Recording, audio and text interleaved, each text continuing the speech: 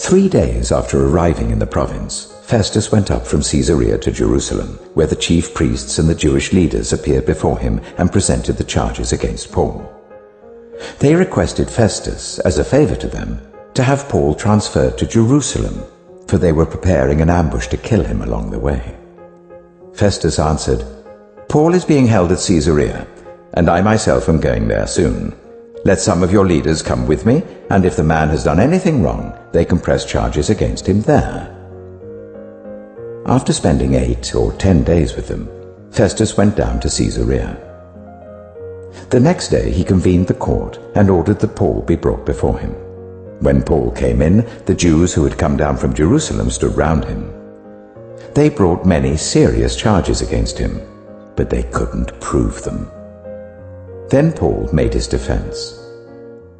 "I have done nothing wrong against the Jewish law or against the temple or against Caesar." Festus, wishing to do the Jews a favor, said to Paul, "Are you willing to go up to Jerusalem and stand trial before me there on these charges?" Paul answered, "I am now standing before Caesar's court where I ought to be tried. I've not done any wrong to the Jews, as you yourself know very well. If, however, I am guilty of doing anything deserving death, I do not refuse to die. But if the charges brought against me by these Jews are not true, no one has the right to hand me over to them.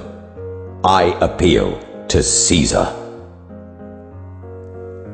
After Festus had conferred with his council, he declared, "You have appealed to Caesar. To Caesar you will go." A few days later, King Agrippa and Bernice arrived at Caesarea to pay their respects to Festus. Since they were spending many days there, Festus discussed Paul's case with the king. He said, "There is a man here whom Felix left as a prisoner. When I went to Jerusalem, the chief priests and the elders of the Jews brought charges against him and asked that he be condemned.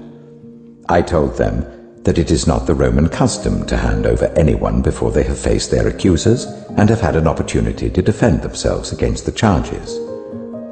When they came here with me, I did not delay the case, but convened the court the next day and ordered the man to be brought in.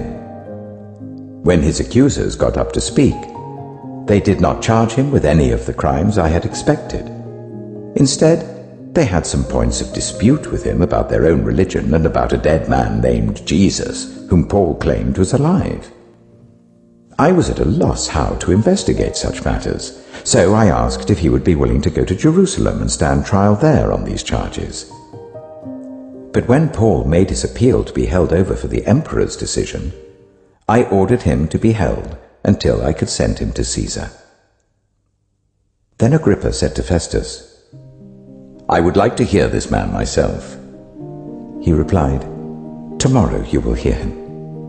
The next day, Agrippa and Bernice came with great pomp and entered the audience room with the high-ranking military officers and the prominent men of the city. At the command of Festus, Paul was brought in. Festus said, "King Agrippa, and all who are present with us, you see this man. The whole Jewish community has petitioned me about him in Jerusalem and here in Caesarea, shouting that he ought not to live any longer. I found he had done nothing deserving of death, but because he made his appeal to the emperor, I decided to send him to Rome. But I have nothing definite to write to His Majesty about him. Therefore, I have brought him before all of you, and especially before you, King Agrippa, so that as a result of this investigation, I may have something to write. For I think it unreasonable to send a prisoner on to Rome without specifying the charges against him."